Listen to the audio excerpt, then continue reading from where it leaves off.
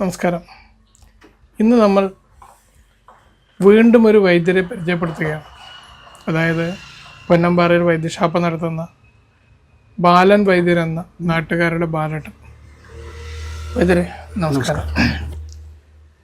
ബാലൻ വൈദ്യരെ കുറിച്ച് പറഞ്ഞാൽ ശരിക്ക് ഒരു ബാല ചികിത്സകനാണ് എന്നാണ് സാധാരണ അറിയപ്പെടുക. ഈ കുട്ടികളെ മാത്രമായി ചികിത്സിക്കുന്ന ചില ആളുകൾ നാട്ടിലുണ്ടായിരുന്നെങ്കിലും ഇപ്പം വളരെ അപൂർവം ആളുകളാണ് ബാലചികിത്സക്കായിട്ട് നാട്ടുവൈദ്യന്മാരെ സമീപിക്കുന്നത്. അപ്പം അതിനെക്കുറിച്ച് എന്താണ്, ഇങ്ങനെ ആളുകൾ വരുന്ന പോകുന്നതിനെ കുറിച്ച് ഒന്ന് പറഞ്ഞു തരാൻ പറ്റുമോ? പറഞ്ഞു തരാമല്ലോ. അപ്പോൾ നമുക്ക് ഏത് തരത്തിലാണ് പറയേണ്ടത്?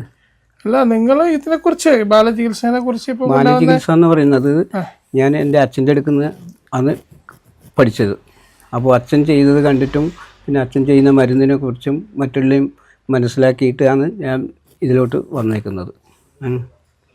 പിന്നെ ചെറിയ കുട്ടികൾക്കുണ്ടാകുന്ന ചില അസുഖങ്ങളുണ്ട്. അതെന്ന് പറഞ്ഞാൽ ഈ കുതിരക്കുളമ്പൻ എന്ന് പറഞ്ഞിട്ടുള്ളത്, പിന്നെ ശ്വാസം മുട്ട് ഇങ്ങനെയുള്ളത്, പിന്നെ കൃകം അപസ്മാരം ഇങ്ങനെയുള്ള ഇതിനൊക്കെ ചെയ്യുന്നുണ്ട്. അപ്പോൾ ചെറിയ കുട്ടികൾക്കെന്ന് പറഞ്ഞു കഴിഞ്ഞാൽ എന്ന് പറയുമ്പം ഈ വിശപ്പില്ലായിക, ഭയങ്കര വയറ് സ്തംഭനം. ചെറിയ കുട്ടികളാകുമ്പോൾ നമ്മൾ നോക്കിയിട്ട് വേണമല്ലോ മനസ്സിലാക്കാൻ. അപ്പോൾ വിശപ്പില്ലായിക, അപ്പോൾ കുട്ടികൾക്ക് എന്ന് പറഞ്ഞാൽ ഛർദി, വയറ് സ്തംഭനം. അത് തലക്കെന്ന് പറഞ്ഞാൽ അച്ഛൻ പറഞ്ഞിട്ട് നമ്മൾ കണ്ട് മനസ്സിലാക്കിയതാണ്. ഈ തല നമ്മൾ ഈ തലയോടി തമ്മിൽ വേർപെട്ട പോലെ ഉണ്ടാവും. അപ്പോൾ അലോപ്പതിയിൽ പോയി കഴിഞ്ഞാൽ അവർക്ക് അതിന് പ്രത്യേകിച്ച് ചികിത്സയൊന്നുമില്ല. അപ്പോൾ കുതിരക്കുളമ്പൻ എന്ന് പറഞ്ഞു കഴിഞ്ഞാൽ നമ്മളതിന് മരുന്ന് അരച്ചിട്ട് തലയിൽ തളം വെക്കും. തളം വെച്ച് കഴിഞ്ഞാൽ ഒരു 3 ദിവസം, അത് കഠിനമായിട്ടുള്ളതിനാണെങ്കിലും ഒരാഴ്ച പിടിക്കും. അല്ലാത്തതിന് 3 ദിവസം തലയിൽ വാർത്ത് അതിൻ്റെ ഒരു എണ്ണയും തേച്ച് കഴിഞ്ഞാൽ അത് കുറയും. പിന്നെ കുട്ടികൾക്ക് എന്ന് പറഞ്ഞാൽ ഒരു നെയ്യ് കൊടുക്കും അതിന്. അതെന്ന് പറയുമ്പോൾ നമ്മൾ സന്തതോറും ഇങ്ങനെ വെച്ചിട്ട് പിന്നെ വയറിന് തടവുക. ഒരു 2-3 തുള്ളി വയറ്റിൽ കൊടുത്തു കഴിഞ്ഞാൽ ഗ്യാസിൻ്റെ പ്രശ്നം കൊണ്ട് മാറും. അത് കുട്ടികൾക്ക് ഈ ദഹനക്കുറവ് കാരണം ഉണ്ടാകുന്ന ഛർദി ഇതൊക്കെ അതിൽ മാറ്റം വരും. അതുപോലെ ശ്വാസം മുട്ട്, ചെറിയ കുട്ടിയൊക്കെ ഉണ്ടാകുന്ന ശ്വാസം മുട്ടാണ്. അപ്പോൾ വലിയവർ ആസ്മയായിട്ട് വരും. ചെറിയ കുട്ടികൾക്കെന്ന് പറയുമ്പോൾ അത് ശ്വാസം മുട്ടായിട്ട് ഇങ്ങനെ പള്ള മുറിച്ചലെന്ന് പറയും. അപ്പോൾ ഇങ്ങനെ 2 സൈഡും ഈ വയറിൻ്റെ 2 സൈഡും ഇങ്ങനെ കുഴിഞ്ഞു വരും. അപ്പോൾ കുട്ടികൾ മെലിയും. അപ്പോൾ അങ്ങനെയുള്ള അതിന് പ്രത്യേകിച്ച് നെയ്യും പിന്നെ അത് രസായനം ഇങ്ങനെയുള്ള മരുന്നുകളൊക്കെ കൊടുക്കും. ഈ മരുന്നുകളൊക്കെ ഇപ്പം നാട്ടുവൈദ്യമാണല്ലോ. അതെ. ഇപ്പോൾ സ്വാഭാവികമായും മരുന്നുകളൊക്കെ ഇപ്പോൾ എല്ലാം റെഡിമെയ്ഡാണ്. എന്ത് മരുന്ന് വേണമെങ്കിലും ആയുർവേദത്തിലായാലും അലോപ്പതിയിലായാലും റെഡിമെയ്ഡാണ്. പക്ഷേ ഇവിടെ ഇപ്പോൾ വന്നു കഴിഞ്ഞപ്പം കുറേ ചെടികളും പച്ചമരുന്നുകളൊക്കെ കണ്ടു. അപ്പം നിങ്ങൾ കാട്ടിൽ നിന്ന് പറിച്ച് മരുന്നുണ്ടാക്കലാണോ അല്ല നമ്മൾ കാട്ടിൽ നിന്ന് പറിച്ചിട്ട് മരുന്ന് സ്വന്തമായിട്ട് ആക്കി കൊടുക്കലാണത്. അപ്പോൾ പുറത്തുനിന്ന് മേടിച്ചാൽ നമ്മൾക്കതിന് വിശ്വസിച്ചിട്ട് മരുന്ന് എന്തെല്ലാം മാറ്റങ്ങളുണ്ടാവും. നമുക്ക് ഒറിജിനൽ മരുന്നായിരിക്കില്ല കിട്ടുക. അപ്പോൾ നെറുനീണ്ടിൻ്റെ കാര്യം തന്നെ പറഞ്ഞു കഴിഞ്ഞാൽ നമ്മളെ ഇവിടെയുള്ള നെറുനീണ്ടി എന്ന് പറഞ്ഞാൽ വളരെ നേരിയ കിഴങ്ങായിരിക്കും. അപ്പോൾ പുറത്തുനിന്ന് വരുന്നുണ്ട് നെറുനീണ്ടി, അത് വലിയ ഈ കഷ്ണം പോലെയുള്ള കഷ്ണമായിട്ടാണ്. അപ്പോൾ അതിനെ കൊണ്ട് മരുന്നാക്കി കഴിഞ്ഞാൽ നമ്മൾ ഉദ്ദേശിച്ച ഫലം കിട്ടൂല. അപ്പോൾ ഈ മരുന്നുകളെല്ലാം ചേർത്തിട്ട് വേണം നമ്മൾ ഇതിനുണ്ടാക്കാൻ. കാട്ടിൽ പോയിട്ട് പറിച്ചിട്ട്. അപ്പോൾ അതിൻ്റെ ആൾക്കാരുണ്ടാവും. വീട്ടിൽ കൃഷി ചെയ്യുന്നുണ്ടോ? വീട്ടിൽ ഇതൊന്നും കൃഷി ചെയ്യാൻ പറ്റില്ല. ഈ നറുനീണ്ടി എന്നെല്ലാം പറഞ്ഞാൽ കൃഷി ചെയ്യാൻ പറ്റില്ല. അതല്ല പറമ്പെന്ന്. ബാക്കി കുറേയൊക്കെ മരുന്ന് വീട്ടിൽ കൃഷി ചെയ്യുന്നുണ്ട്. അല്ല, ഇപ്പോ നമ്മൾ പണ്ടത്തെ പോലെ അല്ല. ഇപ്പം നാട്ടു മരുന്നുകൾ, നാടൻ മരുന്നുകൾ, ഇപ്പം ഉദാഹരണത്തിന് നിങ്ങൾ പറയുന്നു നറുനീണ്ടി, അതെ, കുറുന്തോട്ടി ഇങ്ങനെയുള്ള സാധനങ്ങളൊക്കെ പണ്ട് പാടക്കിഴങ്ങ്, ഈ കുടുക്കമൂലി എന്ന് പറഞ്ഞാൽ അത് നമ്മൾ ഇവിടെ ഉറുതൂക്കി എന്ന് പറയും. കുടുക്കമൂലി, ഈശ്വരമുല്ല എന്നല്ല അതിന് പേരുണ്ട്. അപ്പോൾ സാധനങ്ങളൊക്കെ പണ്ട് പറഞ്ഞാല് നമ്മളൊക്കെ ചെറുപ്പത്തിൽ അല്ലെങ്കിൽ നമ്മൾ കണ്ടിട്ടുണ്ടാവും. പാവപ്പെട്ട ആളുകള് പഴയ കാടുകളിലൊക്കെ പോയിട്ട് പറിച്ച് കെട്ടി വൈദ്യശാലകളെ കൊണ്ട് കൊടുക്കുന്ന ഒരു കാലഘട്ടം. അങ്ങനെയുള്ള ആൾക്കാരില്ല. അതാണ് കാലം. ഇപ്പം എന്ന് പറയുമ്പോൾ നമ്മളെന്നെ പോയിട്ട് തന്നെയാണ് പറിക്കുന്നത്. ഇത് മരുന്ന് പറിച്ചുകൊണ്ടിരാന്ന് പറഞ്ഞു കഴിഞ്ഞാൽ അവർക്ക് പോയി കഴിഞ്ഞാൽ കിട്ടൂല. അവർക്ക് മെനക്കെട്ടാൽ അതിന്റെ കൂലി ഒക്കൂല. അപ്പോൾ എന്ന് പറയുമ്പോൾ അവര് അതിന് തടസ്സം പറയും. അപ്പൊ കിട്ടൂല എന്നെല്ലാം പറഞ്ഞിട്ട് അവർക്ക് ഇതിന്റെ കൂലി കൊടുത്തു കഴിഞ്ഞിട്ട് നിങ്ങൾ വാങ്ങാൻ പറ്റില്ല, വലിയ പൈസയാവും. ഇപ്പൊ നറുനീണ്ടി എന്ന കിലോന് 600 രൂപയൊന്നും കൊടുത്താൽ തന്നെ കിട്ടാനില്ല. നറുനീണ്ടി, പാടക്കിഴങ്ങ്, ഉറുതൂക്കി, അതുപോലെ വയമ്പ്, ഇങ്ങനെയെല്ലാം എന്ന് പറയുമ്പം ഇപ്പം അപൂർവമായിട്ടേ ഉള്ളൂ, ആരും കൃഷി ചെയ്യുന്നുമില്ല. ഇതേ നിങ്ങൾ അച്ഛൻ്റെത് കണ്ടു പഠിച്ചു, അതെ, അതോടൊപ്പം തന്നെ അച്ഛൻ്റെ അനുഗ്രഹത്തോടു കൂടി ചെയ്യുന്നതല്ലേ? അതെ അതെ. ആളുണ്ടോ, ജീവിച്ചിരിപ്പുണ്ടോ? ആളില്ല, ആളിപ്പം മരിച്ചിട്ട് 27 വർഷമായി. ഞാനിപ്പം ഈ ഫീൽഡുമായിട്ട് എന്ന് പറയുമ്പോൾ ഒരു 45 വർഷമായി ഇവിടെ ഇത് ചെയ്യുന്നു. അപ്പോൾ ഇതുവരെയൊക്കെ ഒരു മുടക്കമില്ലാതെ കൊണ്ട് ആ മരുന്നെല്ലാം ആക്കുന്നുണ്ട്. അതെ, ഞാൻ ചോദിച്ചത് ആ, ആയുർവേദം എന്ന് പറയുന്നത് ഇപ്പൊ എല്ലാം റെഡിമെയ്ഡ്, നമ്മൾ നേരത്തെ എല്ലാം റെഡിമെയ്ഡാണ്. രണ്ടാമത് അലോപ്പതി എന്ന് പറയുമ്പോൾ ജനങ്ങളുടെ ആവശ്യം മരുന്ന് കഴിച്ച് കുറച്ച് കാലം കഴിഞ്ഞ് മാറുകയല്ല ആവശ്യം, അല്ല ദീർഘകാലമായിട്ട് കുറയുകയല്ല ആവശ്യം. അല്ല, അവർക്ക് അറ്റ് പ്രസന്റ് ഇപ്പം മരുന്ന് കഴിച്ചാൽ കുറയണം, അങ്ങനെയില്ല അവസ്ഥയാണ്. പക്ഷെ ആയുർവേദം എന്ന് പറയുമ്പം അങ്ങനെ കഴിച്ച് കുറച്ച് സമയം പിടിക്കും. അല്ല, ഞാൻ ചോദിച്ചു വന്നത്, നിങ്ങൾ പറയുന്നത് ശരിയാണ്, പക്ഷെ അത് വരെ കാത്തു നിൽക്കാൻ തയ്യാറല്ലാത്ത ആളുകളാണ് ഇന്നത്തെ സമൂഹം. അപ്പൊ അതിൻ്റെതായ ബുദ്ധിമുട്ടുകൾ നിങ്ങൾക്ക് ഉണ്ടോന്ന് ഞാൻ ചോദിക്കുന്നത്. എനിക്ക് ഇപ്പൊ കുറവ് ഇല്ല, അങ്ങനെ ഒരു ബുദ്ധിമുട്ട് എനിക്ക് തോന്നിയിട്ടില്ല. എന്താണ്, നമ്മളടുത്ത് വരുന്നവർ നമ്മൾ പറഞ്ഞ പോലെ തന്നെ കൃത്യമായിട്ട് ചെയ്യുന്നത്, പഥ്യത്തിലും എല്ലാം കൃത്യമായിട്ട് ചെയ്യുന്നുണ്ട്. അങ്ങനെയുള്ളവരെ നമ്മുടെ അടുത്ത് കൂടുതൽ വരുന്നുള്ളൂ. എല്ലാം അലോപ്പതി ചെയ്ത് ഗുണം കിട്ടുന്നില്ല എന്ന് കാണുമ്പോൾ അങ്ങനെ ചിലതിന് കിട്ടൂലല്ലോ. അങ്ങനെ നമുക്ക് അലോപ്പതിനെ കുറ്റം പറയുന്നില്ല. അപ്പോൾ അലോപ്പതി ചിലതിന് എന്ന് പറയുമ്പോൾ അലോപ്പതി അത്ര പെട്ടെന്ന് പിടിക്കൂല. ഈ സ്കിന്നിൻ്റെ എല്ലാം ചർമ്മരോഗത്തിന് എന്നെല്ലാം പറയുമ്പോൾ നമ്മൾ കഷായം എല്ലാം കൊടുത്തു കഴിഞ്ഞാൽ അത് ആദ്യം വയറിളക്കിയിട്ട് വേണം മരുന്ന് കൊടുക്കാൻ. അപ്പോൾ വയറ്റിലെ അജീർണങ്ങളെല്ലാം പോയി ഈ മരുന്ന് കഴിച്ചാൽ അതിൻ്റെ ഫലം കിട്ടും.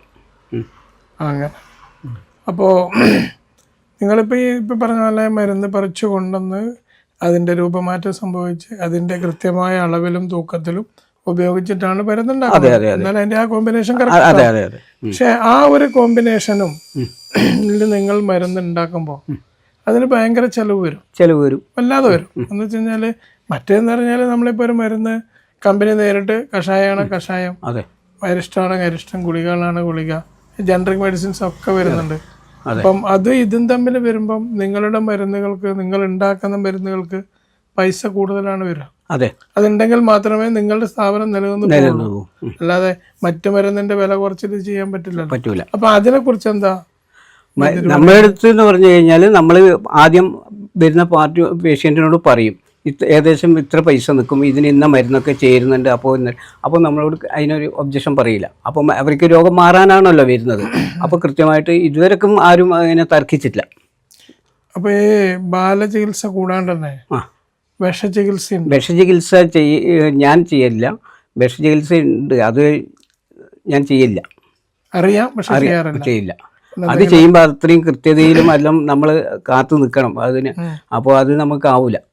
അപ്പോൾ രോഗി എന്തോ പാമ്പ് കടിച്ചു കഴിഞ്ഞാൽ നമ്മൾ അന്നേരം അവിടെ എത്തി അതിന് ഫസ്റ്റ് എയ്ഡ്, അപ്പോൾ എന്ന് പറയുമ്പോൾ അതിനൊന്നും പറ്റൂല. ഇത് പിന്നെ നമുക്ക് ഏത് സമയത്തും വന്ന് ചെയ്യാൻ പറ്റുന്നതാണല്ലോ, അങ്ങനെ ചെയ്യും.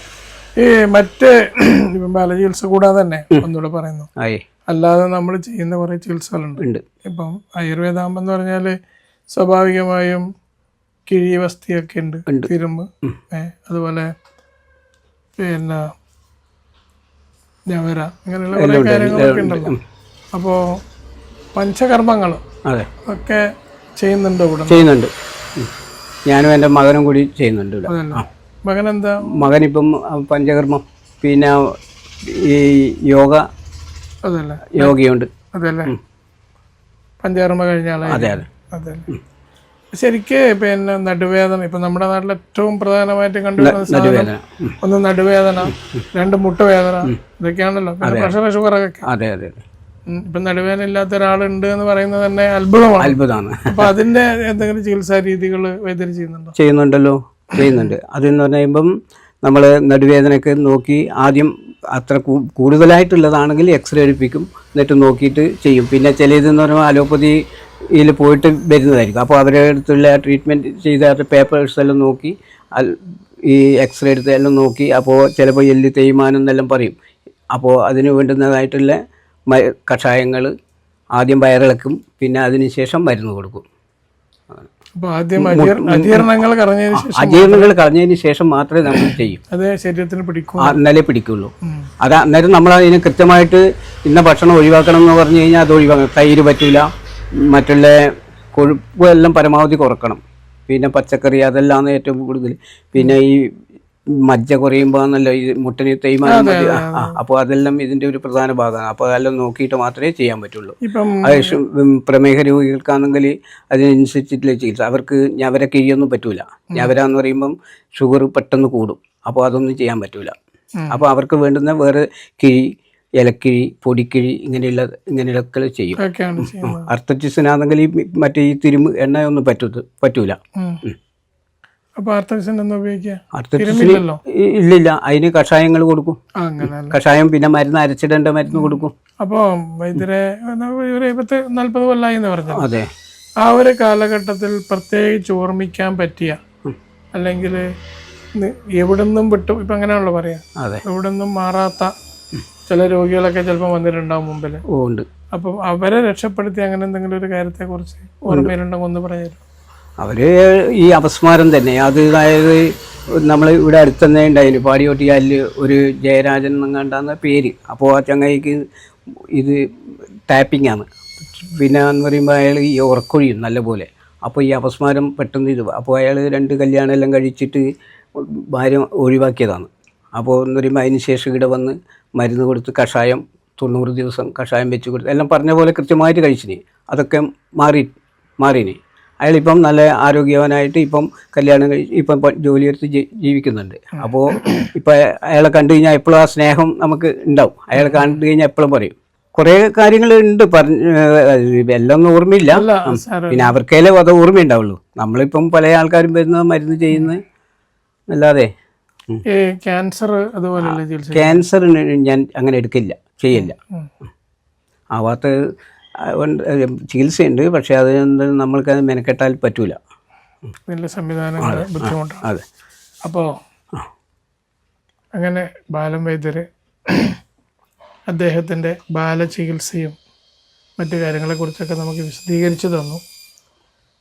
അദ്ദേഹത്തിന് ഇനിയും നിരവധി ആളുകളുടെ രോഗം ചികിത്സിച്ച് ഭേദമാക്കാൻ കഴിയട്ടെ എന്ന് ആശംസിച്ചുകൊണ്ട് അവസാനിപ്പിക്കാം.